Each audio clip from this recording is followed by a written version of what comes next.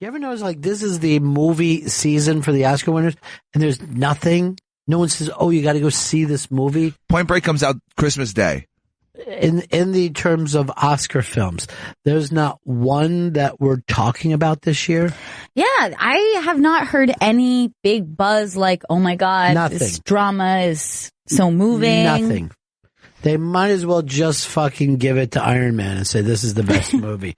Iron Man from 10 years ago. Yes. There isn't, serious films anymore. It doesn't happen that way. I should just get fucking big scenes of Point Break and just have me and Kashmir read them together, back and forth to each other. That sounds good. Stanley can come in as Kashmir's fucking FBI friend that's fucking, get me 2 sandwiches. Utah, too. Dan, did you have a movie for us? Is that why? Okay, Dan's got a movie for us. Creed, Best Picture. Okay. Now, I saw the rockumentary putting this together, but I also saw a thing that said Sylvester Stallone could win an Academy Award for playing Rocky for I believe it's 8th time. Okay. This is the 7th. Have you seen it? No, it's coming out next week. Next week, yeah. You're going to it? I have to see it in the theater, yes. Now, do you see it here, or are you going down to Upper Darby and seeing it in the fucking theater there? I think I've got to see it in Upper Darby. Is that right? Visiting. Yeah.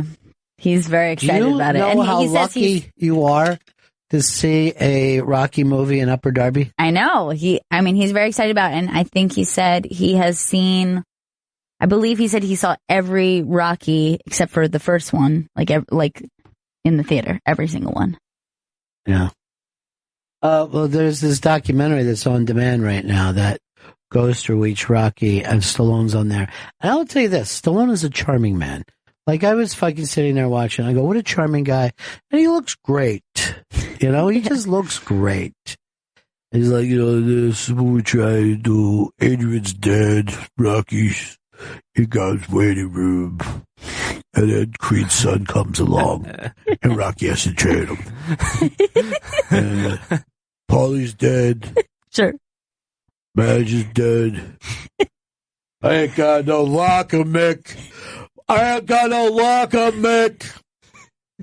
The funniest thing, I always remember this, when Rocky came out, right? Everybody in Philadelphia was fucking ecstatic because it was, I know where that is. But they had Rocky's apartment, right? They shot someone's fucking house of Rocky walking in, and they then made it shitty. This lady had to go on fucking TV with fucking ABC Action News and go like this. That is not my apartment, and I got a beautiful home here in Fishtown, and I don't know where they get off acting like that's my apartment. I got a lot of calls from people. It's terrible what they did. She was really fucking pissed. My house stinks. Yeah. That's what she should have screamed. My house stinks. And her neighbors were saying, I'm sorry that your house stinks. I was watching a Rocky movie. I didn't know your house stunk so much. It stinks, Mick. It stinks. South Paul, South Jersey, South Paul. What? How's this a fucking script, Stallone? Is he looking at me? Is Creed looking at me?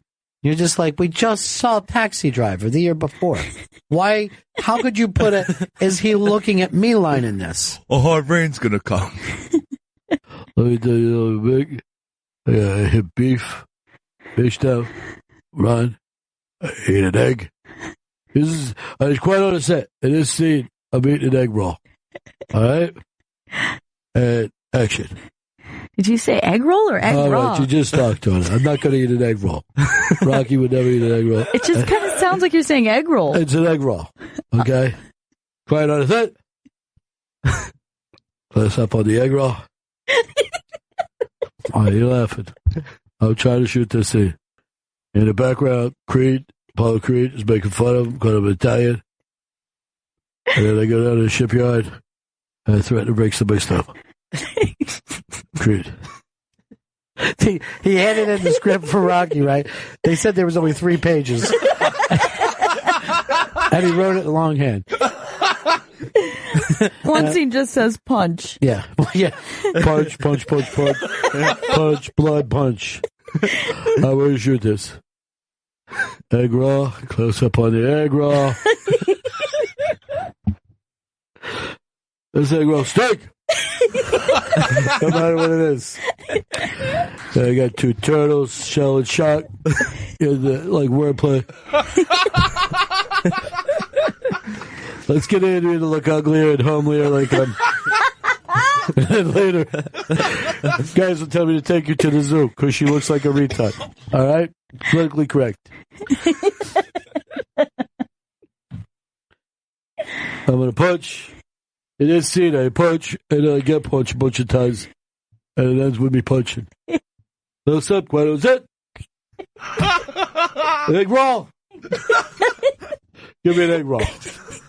He wants an egg roll in every scene. Creed, I know your father. He used to eat egg rolls.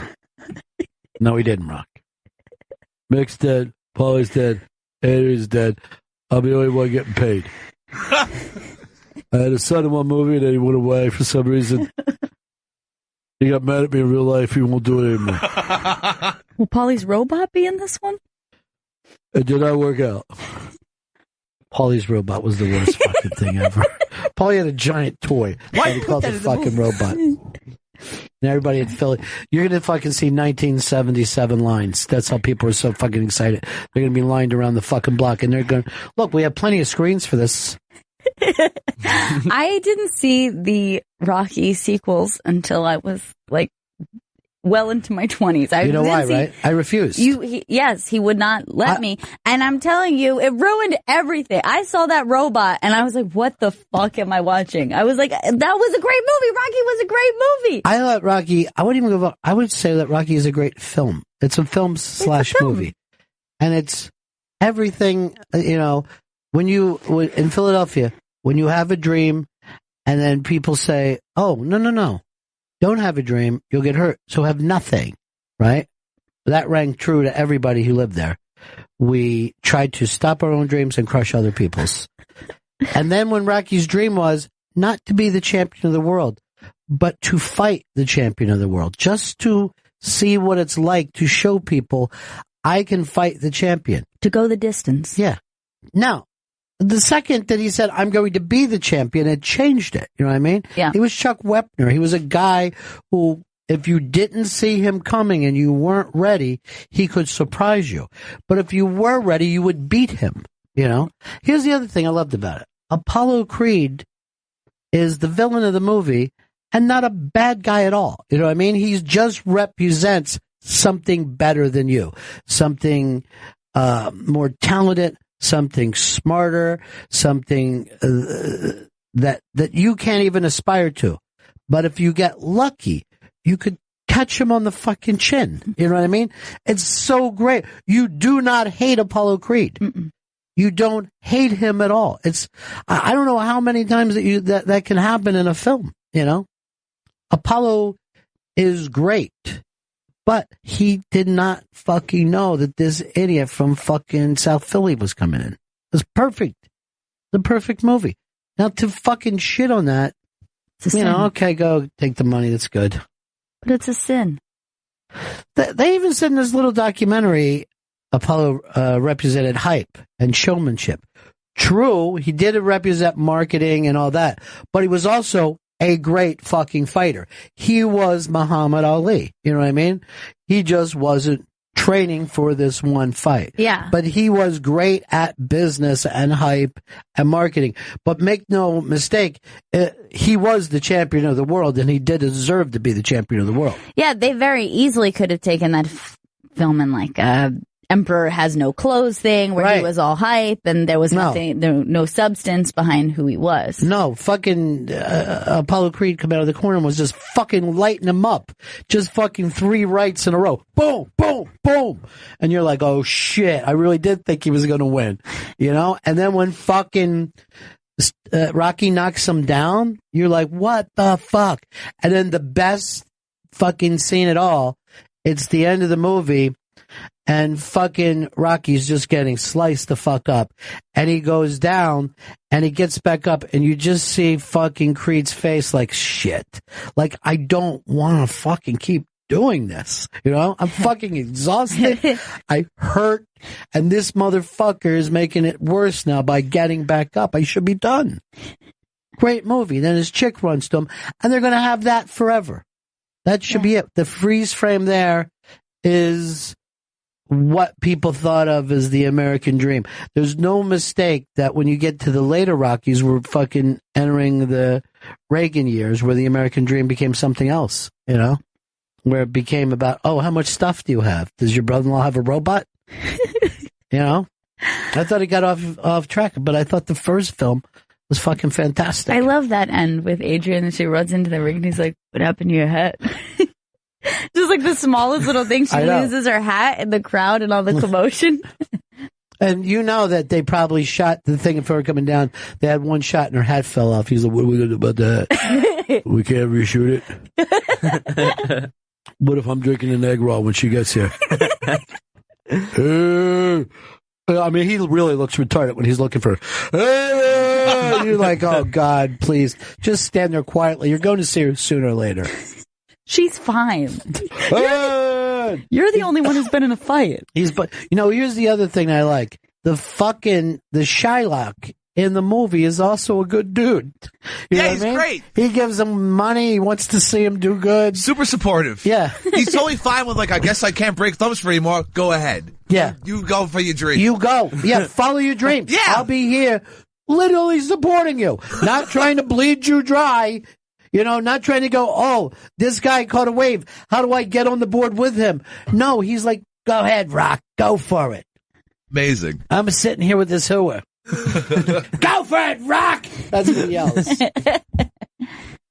You're busted! You're busted! Weird relationship they had. I always fucking hated how much turkey he wasted. You might think you only want the wing now, but you're going to want more of that turkey. Sandwiches, for instance, tomorrow. You wake up, and there's fucking a bunch of great white meat. Hell yeah. Please, slice that shit up. A little bacon. And you got yourself a turkey club. Delicious. Yeah, it is fucking delicious, Chris. Carve that right off the turkey.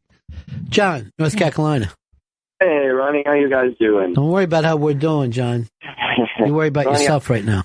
I always loved all of those Rocky movies growing up. Yeah. And as I got older, I guess my sentimentality really kicked in. And after my divorce, that first Rocky movie really, really showed me how much two people can love one another. Oh, boy. Easy. Isn't that Easy. I love the movies. Don't get me wrong. What happened, John? What did Rocky touch in yourself? What happened? Where's your Adrian right now, buddy? Having somebody behind you supporting your dreams. And I never had that with my ex. Yeah. Maybe what you need is something Chris Stanley had. Someone behind you putting their penis into your rectum, pulling it back out, back into your rectum, back out. Filling you and up. then somehow, when they're deep in, taking both heels, putting them behind your head, and just shaking back and forth. Shaking back and forth. Maybe that's what you need, dude. Maybe that's your Adrian. Think about it, at least. I don't think so, Ronnie, but... Maybe you should think about being someone else's Adrian. Maybe you're the Adrian. He's going to be alone forever. Maybe you should run through a place in a hat. Let me ask you, what happened between you guys? I just took a chance in life and got no support. Mm-hmm. And what was the shot? What was your Apollo Creed? What did you go after? Bigger and better job. Mm-hmm. And, 3 years, everything was going great. Economy fell apart and I lost my job. And, I told you not to do this. I told you. You weren't behind me for any of it. And after my divorce and I saw Rocky again, it was a whole new meaning. But here's the thing, John. You took the shot. It didn't fucking come through. And that makes you what? A winner. I don't know. I mean, when it doesn't happen, how are you a winner? You took your shot and it didn't happen. But I took that shot. Yeah, that's the problem. Loser. You're a loser, John. Like I always Fuck off, say, Stanley. I always say, you know what? Stay in the middle of the road. Don't make any waves. Why'd you go for the bigger, better job? Let me tell you about a dream that I had a couple years ago. And it was a dream I failed at. Okay. And I'm willing to say it. I was an ISIS suicide bomber. And I'm running into a preschool. Okay. And I had my vest on. It was time to go. And I froze, and I'm like, how do you fucking blow up this vest? I was looking around for buttons. Sure. And finally, I just took the vest off and threw it at one of the kids, and I'm running out of there. And everybody else in ISIS called me a failure, And then later, I found out about the ripcord, which I fucking never heard of before. So that's the thing. Now I go, okay, let me blow up another building. They're like, oh yeah, why don't we lose another vest? I go, I'll fucking pay for the vest. And they're like, get out. And I go, I'm not even here for you guys.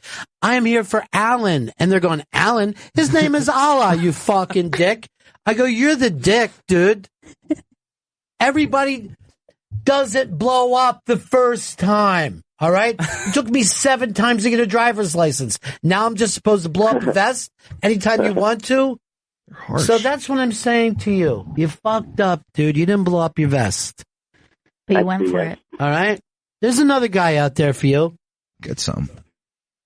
I'm glad I could make John from North Carolina feel better about himself. I think he does feel better. Yeah. And you're a winner when you lose at your dreams. That's what Rocky taught us. Although Adrian did die young.